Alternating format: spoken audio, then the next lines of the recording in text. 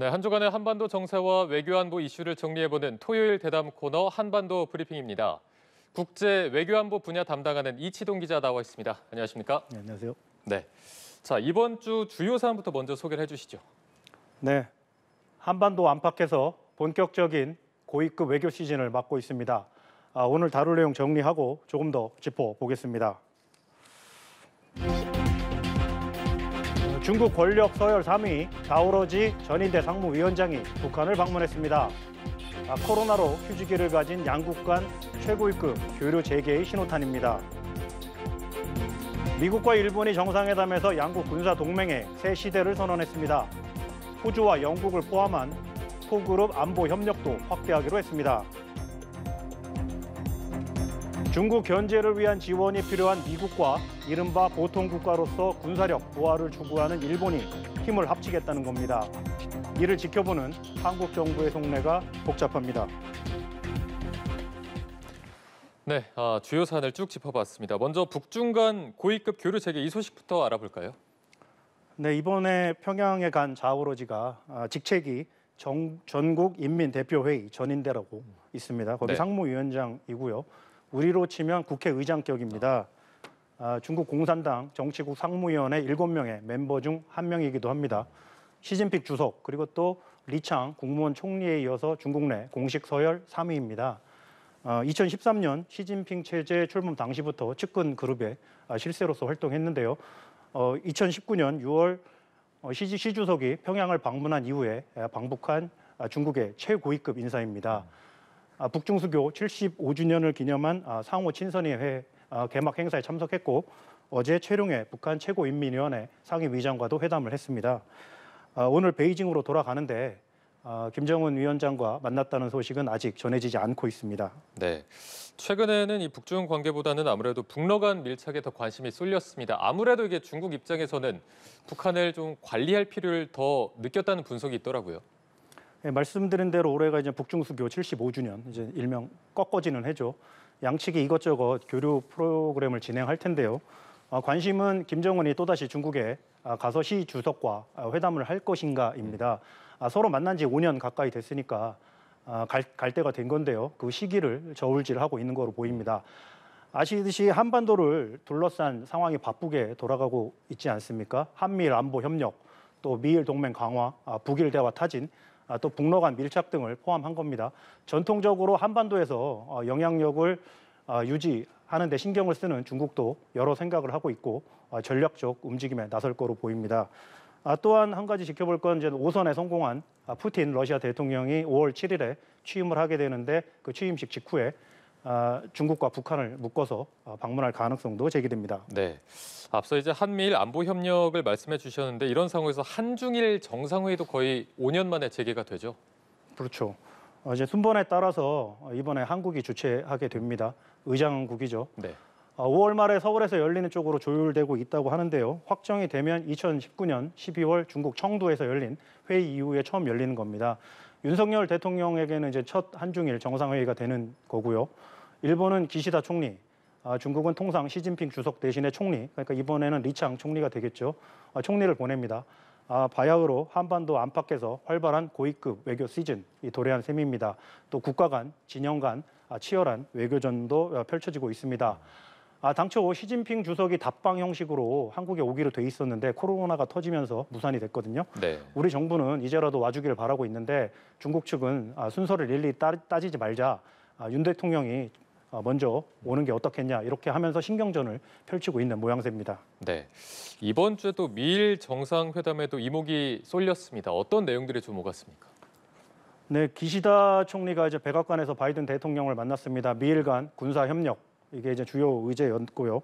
요약하면은 중국의 부상과 러시아의 위협 속에 미일 동맹을 강화해서 국제 안보에 공동 관여 대처하겠다는 겁니다. 특히 일본이 군사적으로 방어에만 집중하는 일명 전적으로 방위만 한다는 전수방위 원칙을 깨고 다시 군사대국으로 부활하는 발판을 마련했다는 평가도 나옵니다. 구체적으로 좀 살펴보면 자위대와 미군의 지휘 통제, 협력 체계를 현대화하기로 했는데요. 보도됐던 주일미군 사령관, 계급 격상 등 세부 사항은 추후 국방장관 간 논의하기로 했습니다. 또한 무기 개발과 생산, 수출 등 방산 분야 파트너십을 강화하기로 했습니다. 별도로 일본이 영국, 이탈리아와 함께 차세대 전투기를 공동 개발해서 2035년까지 실전 배치하기로 했는데요. 네. 이건 6세대 전투기여서 우리가 개발 중인 이제 KF-21 보라면은 이제 4.5세대라 아직은 경쟁이 안 되지만 KF-21이 이제 나중에 업그레이드를 하고 나면은 그 버전과 경쟁을 할 것으로 보입니다. 아울러 그 소그룹 안보 협력 차원에서 미국, 일본, 호주 3자 미사일 방어 체제를 구축하고 또 영국과도 정례 합동 군사 훈련을 실시하기로 했습니다.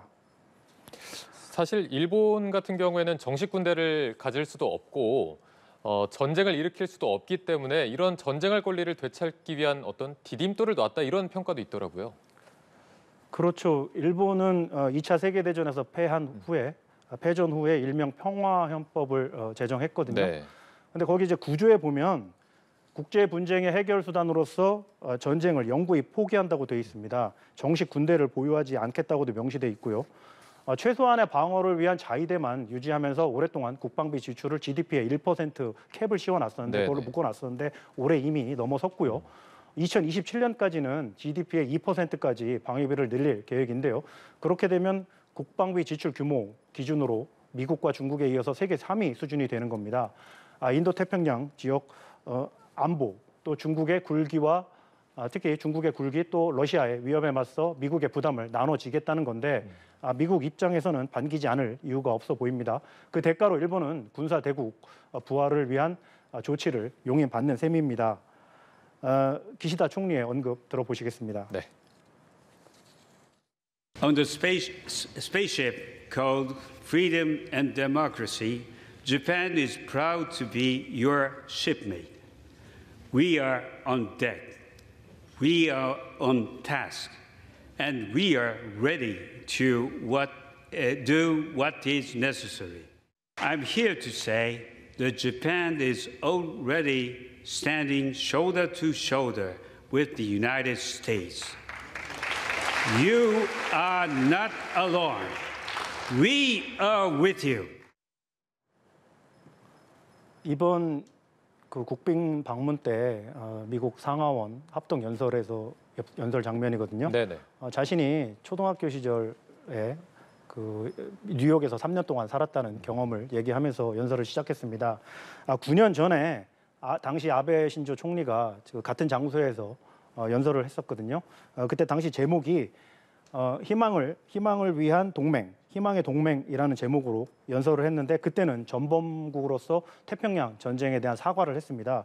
하지만 이번 기시다 총리 연설에서는 그런 내용은 없고 미래를 위한 글로벌 파트너십이라는 제목으로 향후 동맹의 비전에 집중을 했습니다. 조금 전에 이제 들으신 대로 미국을 도와주겠다, 함께 하겠다는 메시지에 방점을 찍었습니다. 네. 연설에서는 오늘의 우크라이나가 내일의 동북아시아가 될 수도 있다면서 영내 안보 위협을 강조했습니다.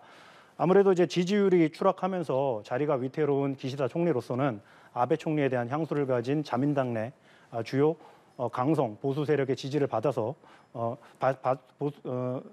그 지지를 받기 위해서 일본의 군사력 증강을 또 궁극적으로는 평화 헌법을 개정을 위한 명분 기반을 쌓는 거에 이제 사활을 걸고 있는 모양새입니다. 네. 우리의 입장에서 보면 이제 드러내놓고 반대할 수도 없는 입장이고 속내도 좀 복잡할 것 같습니다. 솔직히 우리 입장에서는 뭐 마냥 달갑지만은 않겠죠. 네. 현실적으로 일본이 과거 침략 역사에 대해서 제대로 된 반성을 하지 않았다는 이제 시각도 있지 않습니까? 미일 동맹이 커지면서 한미 동맹이 상대적으로 위축되는 거 아니냐는 우려도 있습니다. 요즘 추세로는 특히 이제 미국이 투트랙으로 가는 모양새인데요. 북한 위협 관련해서는 한미 동맹, 한미일 안보 협력으로 대응하고 중국 견제를 위해서는 일본을 새로운 구심점으로 삼는 그런 거로 보입니다. 네. 자, 그래서인지 미국이 이제 한미 동맹과 미일 동맹을 규정하는 용어를 두고도 좀 이런저런 해석이 있더라고요. 네. 이번 미일 정상회담 후에 공동성명에서 양국 동맹을 영내 안보의 코너스톤, 영어를 써서 죄송한데 코너스톤이라고 했거든요. 이제 주추톨이란 뜻입니다. 네네. 미국은 미측은 그러면서 이제 한미 동맹은 보통 린치핀, 중심축이라는 그런 표현을 씁니다. 오바마 정부 때부터인데요. 굳이 비교하자면 중심축은 한 개이고 코너스톤은 이제 3-4개가 될 수 있으니까 뭐 우리 게 더 중요하다 뭐 이렇게 말하는 분들도 계십니다. 네.